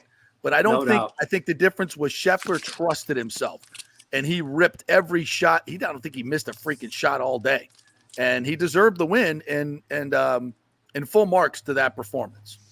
Yeah, listen, Scheffler's the best ball striker in the game. No, I mean, he hits his irons, and it's pretty amazing. Last year, I think Scotty Scheffler's adjusted scoring average was the 7th best of all time and the best of anybody not named Tiger Woods. Wow, that's pretty. So I mean, it's historic type stuff. He should have won more last year based on the way he hit the ball. I mean, imagine if he could putt. Yeah, what are you doing? And look, his putting at the Players, he putted really well at the Arnold Palmer, like exceptionally well statistically for him. At last week, it was more average. Like he was like 33rd in the field, I think, in putting, but 33rd. Like look if he would just be 20th. So like it's just he's just phenomenal off the tee and approach to the greens, and you're right, he went out and got it, and also the guy had a sore neck. On Friday they had to work on him during the round. His neck was bothering him, and his ball striking probably was not. His caddy Ted Scott said it wasn't probably quite as sharp as he normally is. I'm like, wow, not as quite as sharp as normal, and look at what he still did. So it's just he's on a phenomenal run right now. I think that bodes really nicely for him for the Masters. And it's good that we finally have a 2-time winner this year. Golf needs somebody to kind of step up and have somebody to look at every week. Bob Harig of Sports Illustrated joining us here. So what did we learn anything with the meeting yesterday with the PGA Tour Player Board and the PIF fund, or the guy that's running it? Yeah, I don't know that we did. I mean, I guess that was a necessary step to take. Right. Frankly, I started asking this question a few weeks ago. I went to Riviera for Tiger's event, and I asked Tiger, have you ever met anybody from the Public Investment Fund, including Yasser? Now, for him to have met Yasser, I didn't think so. But like, there's not just him. Like, you can imagine, like, there's a rung of people that are doing this, and it's behind the scenes people that we don't know their names. Just like Jay Monahan isn't talking about this every day. Right. He has people that work for him that are getting in the weeds with it, you would think. The numbers and ideas and kicking around things. And Tiger said he had not. And so then we asked that of Patrick Cantlay. I asked Webb Simpson at Bay Hill. These are all board guys. We asked Adam Scott. None of them had talked to anybody from the PIF. Now, look, the players are not going to be doing the nitty-gritty negotiating. Right. But they can sign off. It is now up to them to sign off. Right. Don't you think they would want to know what the other side wants? Yeah. And let Greg Norman be the mouthpiece? No. I mean, the other side has, and the other side is really not LIV. It's the PIF. It's the Public Investment Fund. And Rory hinted at this the other day. Yeah, he did. Like he thinks that they have bigger aspirations than just LIV golf and incorporating the team golf into the bigger picture. And I happen to agree with that. Forget and I always preface all this stuff I have to take out all the political side of it. Mm-hmm. If you do not like it because of that, I completely understand. Yes. I am not like advocating for this, and ignoring that. I always like to make that clear. Like, there's people that absolutely hate it because of the Saudi regime and 9/11 or whatever, the links, Khashoggi, the way, they don't treat women very well. They do not approach life the way we do in America. All right. So fine. I get that. Okay. But if you just look at it from the golf standpoint, look, they just sponsored a tournament in Clearwater at Feather Sound. Dude. That's right. I was there. And they put money into women's golf. That's right. A lot. And they want to be part of the bigger golf picture. Now, does that mean taking it over? I don't think so. I think it means that they would love to have a presence at the British Open and have a sign on the course that says Aramco. Mm-hmm. I think that they have ideas on how they can help grow the sport in their country. Saudi Arabia has like 8 golf courses. That's it. Yeah. They're trying to open up tourism. They want people to come there. Well, you're not going to come there first of all, they need, frankly, they need to change their laws about drinking. It's illegal. Yeah. Like, you're going to have, I'm not saying that everybody who wants to have a vacation has to drink, but clearly people want to do that on a vacation. Yeah. And so they've started to change some of their ways. They started to allow tourism. Golf would be a big part of that. Yeah. And in order to make these things happen, they're trying to get some exposure. And, they have a couple big tournaments now in Saudi. So, like, I think the idea of not knowing what they want, it sort of blew me away. Yeah, like, that's a great point. It's a great point. So, like, now, okay, is that process begun? We're 9 months into this framework agreement, and you've got people that don't really understand what they want. Yeah. That's crazy. That's crazy. I think that meeting would probably went a long way. As Rory said, let's let the the players talk to the people with the money and take Greg Norman out of the equation and see how close we can get. Because I think that's a big part of the issue here. Because Greg has always been anti-PGA Tour. We know that. And it's manifested itself in this whole thing. And I think if we do remove him, I think there could be a much easier healing between. Sure. I mean, there are scenarios where Live Golf could still exist as it is, as a separate entity with the teams and players playing over there. But the only way you're going to get like Bryson and Brooks and DJ and Cam Smith and John Rahm back to playing in PGA Tour events is to have a system where they all feed into it. Exactly. And that's what Rory has proposed, sort of like Champions League soccer, like a separate entity of 6-8 world events that PGA Tour players could compete in. Maybe even some PGA Tour events would become these world events. Not a bad idea. We'll take one here. Sure. I mean, it could be, or it could be some of the existing ones that have history. You could play. What if they put up $50 million to play the big finale in Riyadh in Saudi Arabia because they put up the money? You know, what if they had one in Australia where they're golf mad? And then, you know, Liv could still play its schedule, but it would be part of the PGA Tour enterprises, which in theory that would allow them to maybe sell their teams and make money, but they would have to play less events. You can't play 14 events and then expect these guys to be able to play 4 majors and then, oh, hey, yeah, 6 or 8 more events. It doesn't work. The math doesn't work. So they'd have to lessen what they're doing. The PGA Tour would have to make concessions.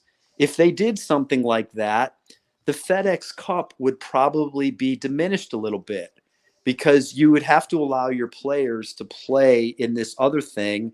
And I mean, are they going to be able to play as 15 PGA Tour events then? Maybe not. Yeah. Maybe there's a lot to work out. Like, would some of those world events count as tour events?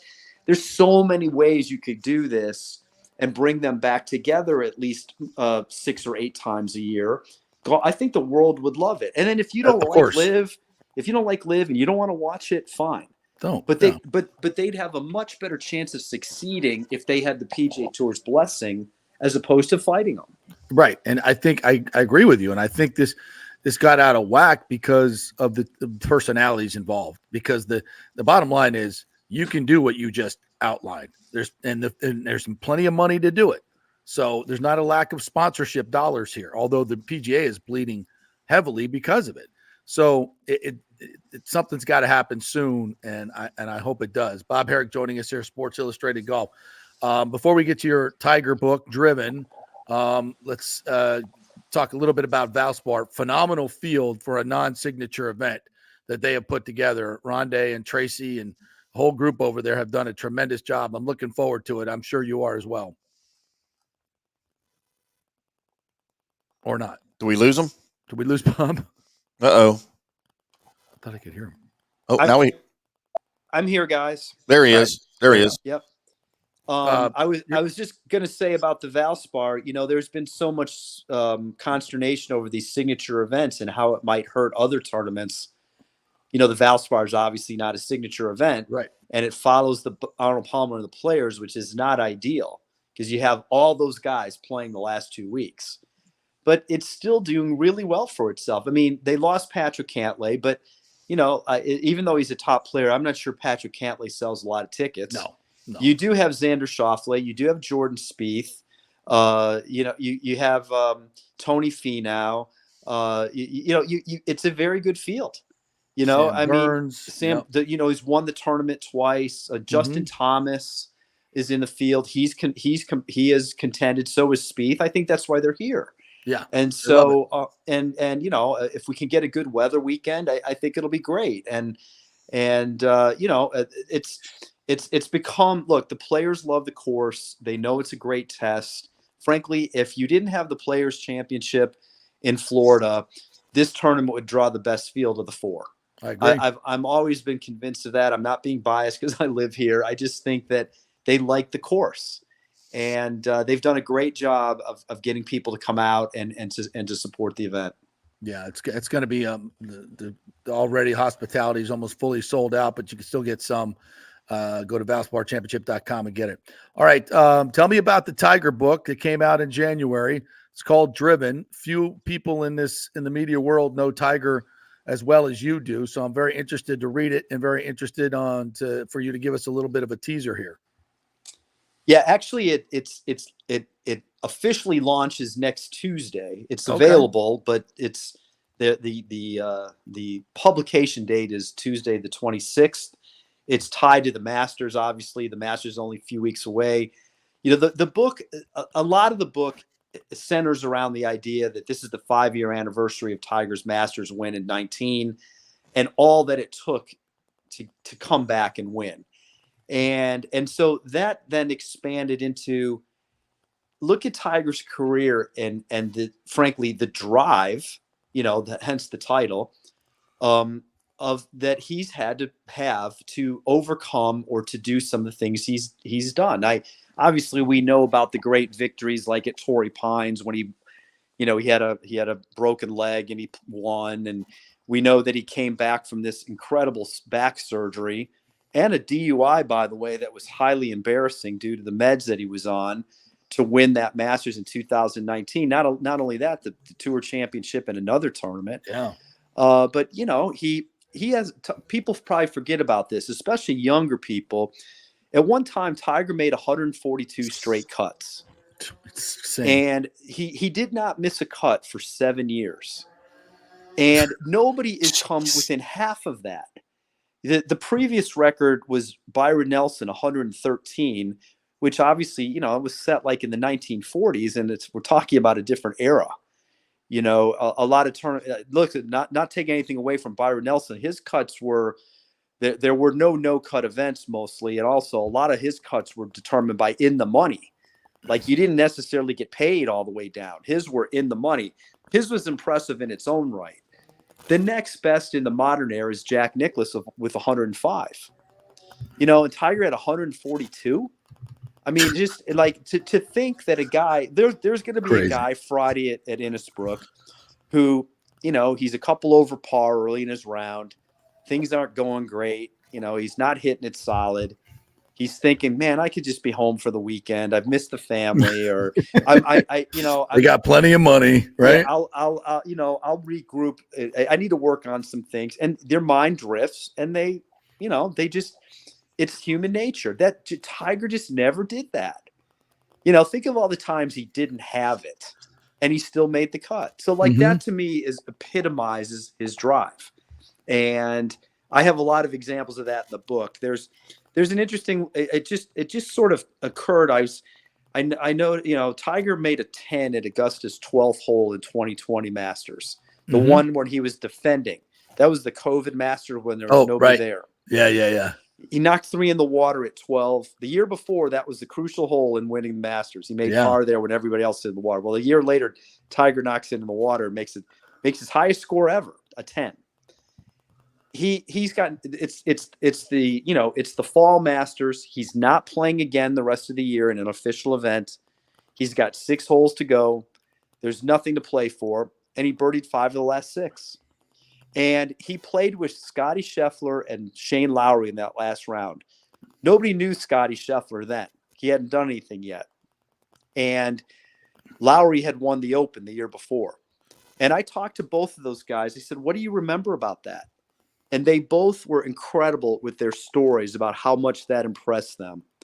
They're like, Tiger's got nothing going on, and he birdies 5 of the last 6. Scheffler described the shot Tiger hit on 16 as one of the best iron shots he's ever seen. Tiger made birdie on 16. He birdied the last 3. I mean, it was like, and he did that to shoot 76. Now, of course, the man has a lot of pride. He didn't want to shoot in the 80s, but like, what did it really matter? And yet that to me is a great example, like outside of what you think about. Yeah, of course. Yeah. As to why Tiger is Tiger. It's way more than just the skill. There's there's something inside him that most of us don't have. And that fascinates me. That, in the 40 years I've been covering sports, that's when I get a chance to talk to guys like Tiger and Michael Jordan and Magic Johnson and all these, Don Shula, the greats of the great. That's the one question I always ask them, try to get to the nitty gritty. What made you different? What makes you different? Why do you tick differently? Dig down and give me that answer. And those are the things that they're not as obvious as people think. The examples of them, like you just stated, are probably stories you've never ever heard of. And I think that's the fascinating part. I think it's absolutely fascinating. So I can't wait to read the book and get all those Tiger things, because that 19 comeback. I mean, there's so much we don't know that I'm sure is in the book. And that's why I can't wait to read it, because it's one of the greatest accomplishments in my lifetime. I don't think anybody saw it coming, right? Like I certainly didn't. There's no way. No, he's going to play, but he can't win. Yeah. Playing well at that time, but the idea of winning the Masters, yeah, it was 2 years, almost to the day, after he had spinal fusion surgery, which was viewed as sort of it was meant as a procedure to have a quality of life. The man could barely walk. Yeah. And he was in such distress at the I tell the whole story. He was at the 2017 Masters dinner. He left that night. He went overseas to meet with consultants. They needed to figure out a plan of attack, and they decided to have this kind of a Hail Mary surgery that wasn't really meant to restore his golf powers. It was meant so that he could play with his kids. And wow. Less than a year later, he was here at Innisbrook and he finished second. Yeah, that was remarkable. That was remarkable enough. He had a great 2018. So anyway, I talk all about that in the book, and coming back in 18 and he won the Tour Championship. He won the Masters. Then he won a tournament later that year in Japan, which was his last win. And let's be honest, it's probably going to be his last win. Mm-hmm. I think it's a big, I wouldn't say never, but I think there might be a magical moment for Tiger still, but I'm not sure it will be a win. Yeah. But it'll be a back nine at the Masters where he got in contention. Jack used to do that all the time, right? In his 50s, late 50s, he'd tickle the leaderboard, a little bit on the weekend, and we'd all just go giddy like it's 1986 again. I could see Tiger doing that.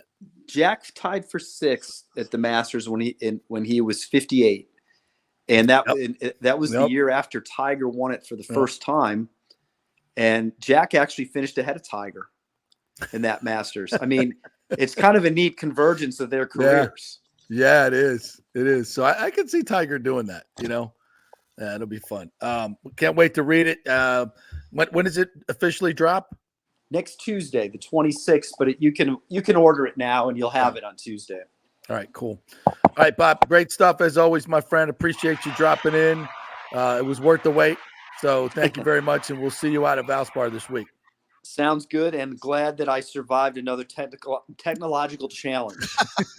Well, hopefully we'll get you in person on Thursday and Friday by the pool like we normally do. So hopefully we'll see you there. Thanks, Sounds buddy. good. Thanks, guys. Right, see you then. The great Bob Harig. The Tiger story. See, there's so much we don't know. And there's a lot we'll never know. Like there's going to be a lot in this book. There's just a ton that we will never know. Well, maybe like whenever Tiger is at the end maybe, and he wants to spill all the beans. Yeah. God, how great would that be? Such a private dude. Well, there's a lot that he ain't never going to tell. Yeah. You don't want anybody to know, like most of us. Right. I wonder if his kids will do a tell-all book after he's gone, All right. We'll take another quick break. We'll come back and get to some of the comments here. No TJC22. I haven't forgotten my Justin Fields bet. So I have to get a clarification from you, though. Is it starting a game next year or day one? Which one was it? I can't remember.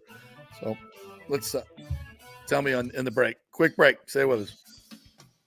Hey, it's a great time to buy a house and get a mortgage with American Mortgage Services. Okay, I got your attention now. But JP, rates are at 8%. That's true. But I spoke with our friend Scott Fitzgerald at AMS Tampa, and this is what smart people are doing. Rates peaked at 8% last month, but they've come down, and AMS recently locked some folks in the high sixes. Prices have also stabilized or dropped in some areas. So if you're going to eventually buy, now is the best time to get the house you want.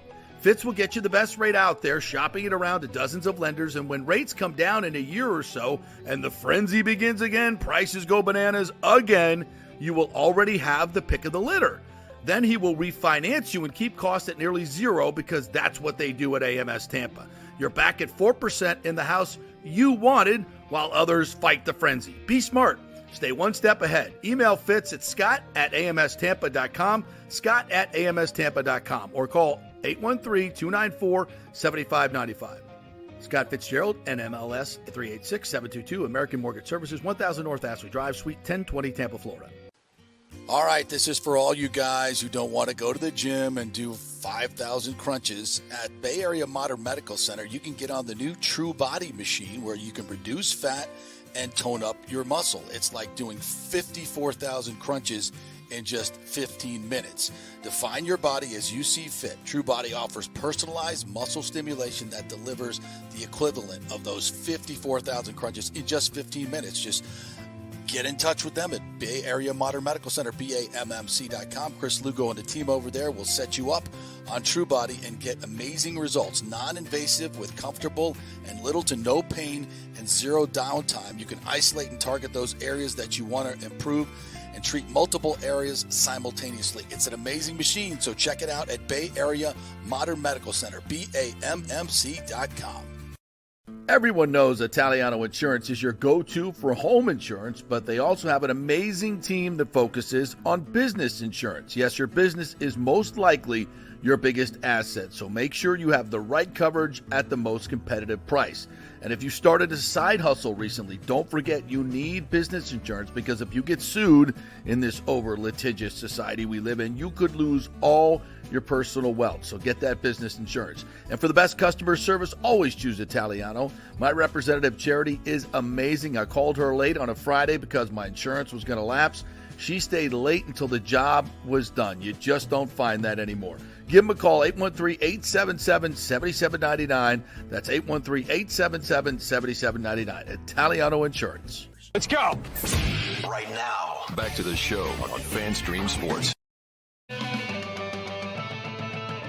All right, welcome back to the JP Peterson Show on Testosterone Tuesday. Chris Lugo, by the way, is going to join us on Friday. He's got running long with some patience, because that's what he does. That's what he does. Longer with the patience, and forgoes our interview. It's still Testosterone Tuesday. It still is, because I take that shot later today. That's what we do. All right, of course, we're brought to you by Bay Area Modern Medical Center, BAMMC.com. Go see Chris Lugo for your testosterone needs.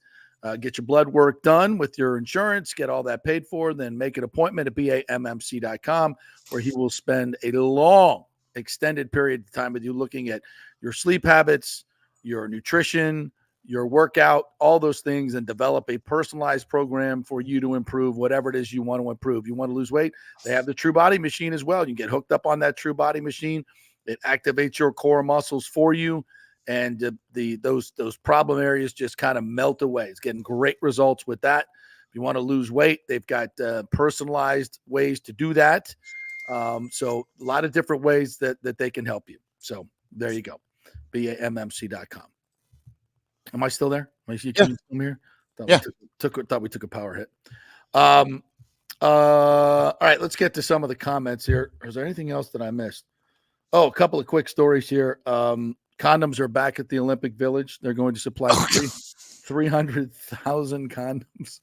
300,000 condoms. How many athletes are there? That's what I was trying to do the numbers. They're 300, because you shouldn't need more than one, right? Per activity. I mean, they're there for 20 days, man. Come on. Just use it again. Just recycle these things. What are you talking about, bro? That's why they have 300,000. I don't think Olympic athletes should be doing that.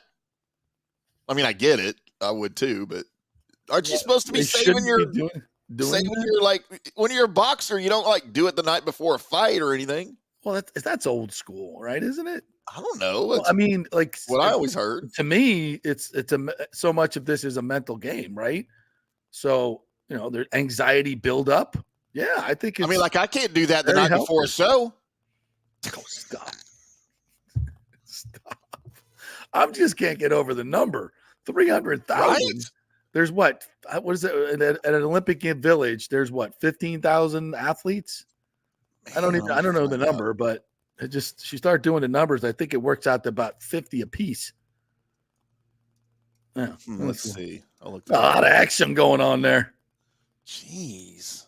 Yeah. Wait, is there like a sponsor for this? Like, is Trojan? There should be. Absolutely. Okay, so in the 2024 Paris Olympic Village, it'll house 10,500 Olympians. All right, well, that's easy. And 4,400 Paralympians. Okay. So do they get those too? You're going to get me in trouble now. Let's see. Okay, so I'll do the math. 300,000 divided by 10,500. It's a lot. Almost called you Colby. JP, that's 28 and a half condoms per Olympian. Half a condom. 28. 28 and a half per Olympian. Could you use 28 and 20 days? But of course, you're not there the whole time. The athletes come in and out. Like you're competing for, you might be only competing in a 4-day window. Right. So you don't stay there the whole time, I don't think. I guess it's better to have too many than not enough, right? Rick got you on this one, buddy. Do they just have like dispensers? They're just like they throw them in your nightstands for you, or they're part of the welcome package, part of your swag bag, a T-shirt, a hat. Oh, here's a 12-pack of condoms. Yeah, Rick. By the way, I've never used one in my life since the age of like 25. So that's when I started having kids. Rick says, Tim, you took 8 kids to a Ranger game. Obviously, condoms are a foreign concept. Indeed, they are. Got a drawer full of them that I haven't used. Lonnie says, who wins the long jump of the Trojan Olympics? Well, I guess some of those guys can pole vault without the pole. Hey, now. Oh, Lord. Hey, now. Almost as bad as the stories you hear from the Disney Scholarship Village, which is not far from where I am right now. Yep. Yeah, all I know is that the parking lot is always packed. There's tons of people there. It's a good one, Lonnie. Still not enough condoms for all the fans. Stu is going to F. 300,000. You said, how did Arthur Smith get another job? Oh, he's an okay coordinator. Coordinator, just wasn't a great head coach. Yeah. Inserts Kermit face. You know damn well it was What is that about? Oh, don't ignore my Justin Fields. All right, so if he starts a game next year, I just said he'll be a starter next year. We bet a 6-pack. And you said no. I said yes. He will eventually start a game for the Pittsburgh Steelers next year. Who got a steal? I don't understand. For a 6-round pick, I'm adding Justin Fields as a change of pace at the goal line. If I'm the Falcons, what you don't give up a 5th-round pick for Justin Fields? Who's your backup to Kirk Cousins, who's coming off a freaking Achilles tear? Didn't they trade Desmond Ridder? Yeah. Who's the backup? He's in Arizona. Who's the backup? Now they'll probably say, "Well, we couldn't have Taylor Justin Heineke. Here. Is he still there? I think he got traded too. It's like we couldn't have Justin here backing up Cousins because the fan base will be calling for Justin Fields if he has one bad game. So what? Do that anyway. You're going to do that anyway. Even if it's Taylor Heineke. At least you have somebody there who you can put on the field.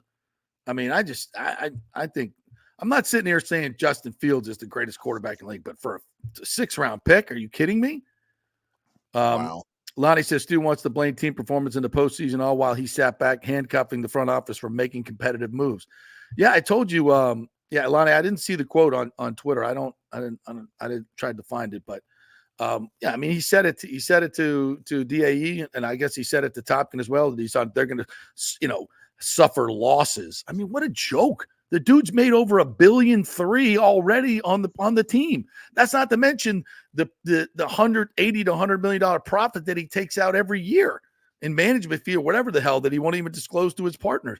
This guy has made so much, and now in this deal with St. Pete, he's collecting tens of hundreds of millions of dollars that we've gone over the numbers. He's going to make so much money on this deal, the real estate part of the deal. That St. Pete's giving him down, property that's worth $700 million for $100 million that he's just going to sell, that they're allowed to sell off the parcels to other builders. Right. So that's what of course, that's what he's going to do. Yeah. He's not going to incur the building costs, and you're going to incur $800 million after interest for building costs. The county's going to do the same. for their part of the stadium, almost $1.5 billion just in construction costs and interest. And if you sold off the property, you would incur zero construction costs and collect all the revenue. And you don't need a baseball stadium there. As the developers are chomping at the bit. They're paying $20 million per acre in that area to build things. I mean, it's bananas. It's bananas. And this guy's going to say he's going to lose money. I don't give a rat's ass if you lose. First of all, you're not. That's a lie. Second of all, and they just print this like it's true. No counter, and people, I guess people believe it. By the way, JP, your Atlanta Falcons quarterback roster looks like Kirk Cousins and Taylor Heineke right now. That's the only two they have, which means you have a 12-year veteran and you have a 9-year veteran at quarterback right now. You don't think you need to get some youth in there? Maybe through the draft or I just don't something. understand. I don't understand what the thinking is there. All right, TJC, what's the deal? It has to be starting day one. Is that it? Okay. If that's I don't remember that, but okay. We'll see. Fine. It's a 6-pack. Hey, maybe Russell Wilson doesn't even make the original deal. So, no, don't worry about that. Russell Wilson may not make it to the starting block. You don't know. He's 35 years old, for God's sakes. All right, what else do we need to get to? Oh, Blake Snell signs with the Giants. 2 years, $62 million. Well, it's not the $350 million contract that Boris has been asking for. So that's interesting, right? Very interesting. Yeah. Could the Rays have afforded that? No. Well, they could have afforded it. They just chose not to do it. Their choice. Yeah, their choice. The USF is working on deals for their coaches that had great years. Alex Golesh currently makes $2.5 million, which in major football terms is not that much. Abdur Rahim was making $1.2 million per year. My guess is he's going to get a significant raise. You would think. Now, here, a Bulls fan's going to crush me for this, but I'll just point out the obvious. Neither one of those coaches had huge signature wins in terms of beating ranked teams.